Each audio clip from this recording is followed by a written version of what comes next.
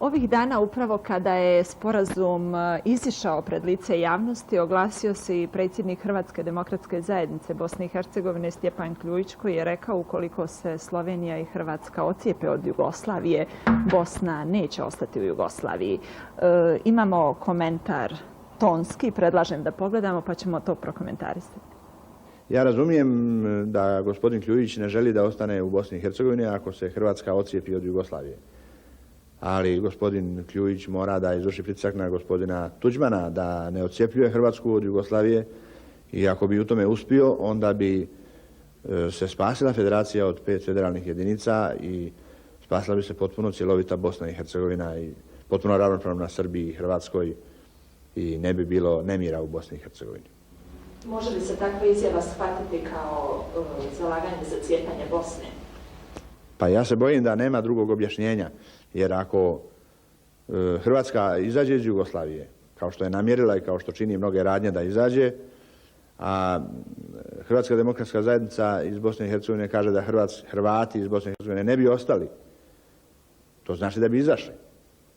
To znači da je to jedna značajna prijetnja da bi Bosna i Hercegovina bar za hrvatske krajeve bila umanjena. Mi smo javno rekli, mi ne želimo da se odcijepi zapadna Hercegovina od Bosne, ali da pravo kažemo, Srbi se neće tući za zapadnu Hercegovinu. Jednostavno, mi ćemo uvažiti njihova gledišta, njihovu nekakvu demokratsku ili plebiscitarnu odluku, mada mnoga druga mjesta se ne bi mogla odcijepiti, jer ako Srbi i muslimani imaju jedan sporazum o očuvanju Bosne i Hercegovine, onda bi i svi drugi morali da to uvaže. Da li je Jugoslavija podjednako interes i Srba, i muslimana, i Hrvata? Mi smo uvjereni da jeste. Mi ne postavljamo sada pitanje kako će biti određeni odnosi između republika. Naravno, trebalo bi na jedan najefikasniji način da se odrede. Mislim da bi bilo najbolje da mi ne izmišljamo toplu vodu, da ne izmišljamo neke neobične ustave, nego da usvojimo ustav Savezne Republike Njemačke, pa da uredimo tako Jugoslaviju. Ili da usvojimo ustav Španije ili Belgije, koja je dvonacionalna i dvojezička država. Ili Sjedinjenih Američkih Država. Pa da se tačno zna koliko ovlaštenja ima Teksas, toliko ovlaštenja ima i New York, država New York ili Kalifornija. I da se takav jedan ustav potpuno usvoji i da se tako urede odnosi među republikama i odnosi među narodima i odnosi prema nacionalnim manjinama. Mislim da postoje vrlo dobri ustavi uspješnih zemalja. Mislim da je pravljenje nekih neobičnih, bastardnih ustava dovelo ovu zemlju do propasti. Profesore Koljević, šta vi kažete? Ja bih htio da kažem ovo. Kolega Filipović je pomenuo situaciju da smo mi pred građanskim ratom u Bosni, a i ako nismo, onda smo pred laganim umiranjem, da se ne može odlagati, da se ne može nekakva akcija odlagati i oklijevati. U tom smislu ovaj sporazum, čak i ako ne dođe do njega, ja mislim da on izuzetno akciono produktivan, jer on je za mene lakmus. Do sada smo vidjeli da se Hrvatska demokratska zajednica izjašnjavala za suverenu Bosnu, dakle za jednu opciju da ne živi u istoj državi sa svojim narodom. Moram da kažem da meni ta opcija nije potpuno ubjedljiva. Da neko izjavljuje da hoće da živi odvojen u suverenu državu od drugog dijela svog naroda. Sada će i HDZ i SDA u svet ovog sporazuma morati da iziđu na čistinu sa svojim krajnjim opcijama. U tom smislu to će se morati desiti. Stvari će postati jasnije. Stvari će postati daleko jasnije. Ali profesore Filipoviću, vi ste na vašoj prošloj konferenciji za štampu 1. avgusta konstatovali da ste bili u Lištici i da su tamo isključivo zastave Hrvatske, da nema zastava ni Bosne i Hercegovine ni Jugoslavije. Da li je ovo ipak malo u suprotnosti sa tvrdnjom da se HDZ Bosne i Hercegovine zalaže za suverenu Bosnu i Hercegovinu? Doduše, moram dodati da ste konstatovali da se i u istočnoj Hercegovini nalaze zastave Srbije, ali da su prisutne ipak zastave Bosne i Hercegovine i Jugoslavije. Ja sam to rekao još u januaru mjesecu ove godine, ne neki dan, nego u januaru mjesecu. Ali ste sada ponovili. Jest. Ali sam to ponovio kao simptomatični aspekt onoga što se naziva procesom disolucije u Bosni, koji proističe iz nedostatka volje da se postigne jedan zajednički sporazum. Znate. I to su samo ovako egzemplifikacije toga procesa. Ja kažem, vi sada već imate na neki način reoniziranu ili kantonaliziranu Bosnu, koja je nastala iz činjenice da nije funkcionirala zajednička bosanska vlast, nego da se ona zapravo, da se nacionalna vlast ili prevlast teritorializira. I da na dijelu nije bio sporazum, nego nije nesporazum. bilo sporazuma, nego naprotiv proizvođeni samo novi nesporazumi. Krajnje je vrijeme da uključimo i naše gledaoce.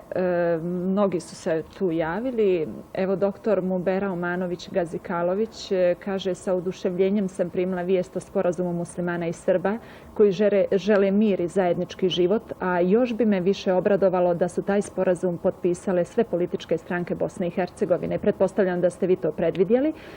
Pripadam slobodarskoj antifašističkoj muslimanskoj porodici u kojoj su mi rođenog brata i sestru ubile Ustaše i Nijemci. Pozdravljam gospodina Filipovića i želim mu da zajedno sa gospodinom Zulfikarpašićem istraju u svojoj plemenitoj namjeri. To je bila konstatacija i pitanje koji su to centri ili gradovi u Bosni koji su prihvatili ovaj sporazum. Vi ćete, profesore Filipoviću, reći i ukoliko opština Srbi i muslimani žive zajedno, oni su izmiješani u nekih, čini mi se, više od 100 opština. Da, ja bih rekao ovako. Mi smo imali regionalne konferencije u Mostaru, koja obuhvata cijelu Hercegovinu. Imali smo regionalnu konferenciju u Goraždu, koju obuhvata takozvani sliv Gornje Drine. Imali smo u Sarajevu regionalnu konferenciju naše stranke, imali smo u Tuzli i u Zenici.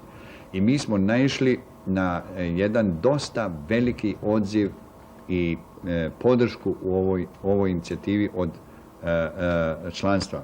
Naši izvještaji govori o tome da i u narodu postoji dobar, pozitivan odziv. Naravno, mi smo uvjereni da će na kraju krajeva ipak ovakva jedna varijanta i jedan sporazum ovakvog tipa, ako ne ovaj, ono jedan vrlo sličan, morati biti donešen, da će se s njime saglasiti sve stranke, neke su se već i oglasile. Ja bih rekao da ovaj sporazum ima funkciju i između ostalog zbog toga, vi ste to napomenuli. Prema statističkim podacima koje ja ovdje posjedujem i ja sam napravio i paralelne karte koje pokazuju te nacionalne odnose. U 102 općine u Bosni i Hercegovini Srbi i muslimani žive izmiješani. Samo su 2 općine čisto srpske, to je Drvar i Grahovo. A 4 su općine čisto hrvatske bez stanovnika drugih. Međutim, izmiješanost Srba i Hrvata je manja. U 6 općina oni žive izmiješani, znatni ako se izuzmu ovako sporadični stanovnici. A dok su muslimani i Srbi intenzivno izmiješani u preko 60 općina. Znači 10 puta veći obim je izmiješanosti intenzivne između Srba i muslimana. Na koncu konca, kad pogledate ovako, sve incidentne situacije u zadnjih par mjeseci su se desile ondje gdje žive Srbi i muslimani. Nijedna incidentna situacija nije se desila ondje gdje žive Hrvati ili gdje žive Hrvati i muslimani ili Hrvati i Srbi. I to je potvrda da je ovaj sporazum... Znači da je tenzija pojačana tamo i zbog toga on mora početi od nas, od naših odnosa. Naravno, ne zaustaviti se na... A nije nikako zatvoren za ostale. Nije, naravno. Naš gledalac Subotić Slavko iz Pirota pozdravlja inicijativu Zulfikarpašića i Karadžića. Lisičić Vasilije iz Titovog Užica daje predlog da se osnuje muslimansko-srpsko društvo prijateljstva. Vesna Petrović iz Novog Pazara: mi u Novom Pazaru lijepo živimo sa muslimanima i ovom prilikom pozdravljamo sporazum.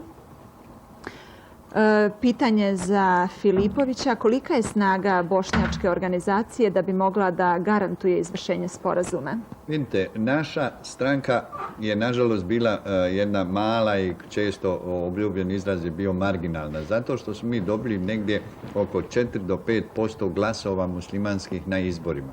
Ali to se objašnjava činjenicom geneze te stranke, da je ona 15 dana prije izbora nastala i da je nastala iz rascjepa sa SDA i tako dalje. Međutim, naša je stranka konstantan rast imala. Ona danas ima preko 70 odbora općinskih u Bosni i Hercegovini, ima jedno brojno članstvo i njena njen utjecaj se otprilike danas procjenjuje na 40% muslimanske populacije da bi slijedilo politiku SDA. Znači da smo mi jedna realna snaga. Ja moram reći da uslijed ovakve reakcije stranke SDA na ovaj prijedlog sporazuma, momentalno naše akcije nešto padaju, osobito u onim sredinama gdje jak utjecaj ovoga centra SDA, ali mislimo da ta tendencija neće dugo trajati i da će krivulja ponovno da se vrati u svoje prvobitno stabilno kretanje. Hvala vam. Branislav Miladinović iz Beograda pita koliko MBO ima članova, to smo već odgovorili. Da li se sa tim predlogom MBO-a slaže partija SDA, i to smo odgovorili u toku emisije. Gledalac iz Plava, šta misli o stavu SDA iz Sandžaka da MBO nije legitimni predstavnik muslimanskog naroda i da li je SDA ekstremno desna u odnosu na MBO? Pa znate šta je, MBO predstavlja samo sebe i predstavlja muslimanski narod u toliko ukoliko je sposobna da artikulira autentične njegove interese. Ni SDA nije dobila nikakvu legitimaciju da ona predstavlja isključivo muslimanski narod. Šta znači to predstavljati? Ta se legitimacija mora neprestano potvrđivati u političkoj praksi. I mi pozivamo SDA da potvrdi tu legitimaciju time što će riješiti neka bitna pitanja muslimanskog naroda. I artikulisati politički interese muslimanskog naroda.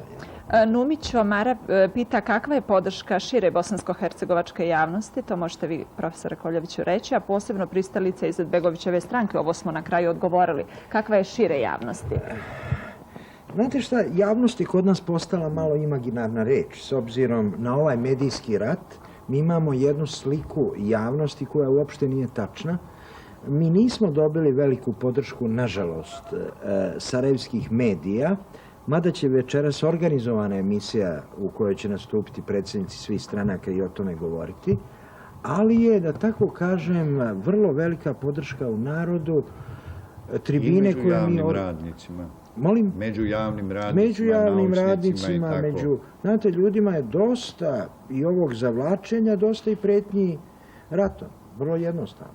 Profesore Filipoviću, vi ste akademik. Na akademiji je po prirodi stvari skoncentrisana najveća količina pameti. Pretpostavljam da ste razgovarali sa svojim kolegama. Kakav je odjek ovog sporazuma u akademiji?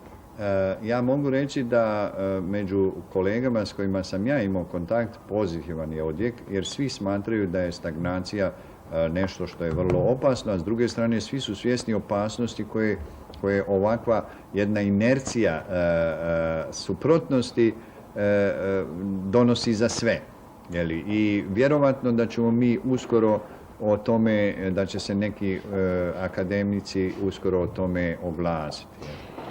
Petrović Goran iz Beograda konstatuje, danas je na televiziji bilo istupanje hrvatskog ministra koji su napadali taj sporazum, kako oni misle na to da odgovore, a da podsjetim naše gledalce da je na prošloj konferenciji za štampu Muslimanske bošnjačke organizacije Adil Zulfikar Pašić rekao da su mu se lično obraćali Tuđmanovi savjetnici i da su davali telefonom podršku ovom sporazumu.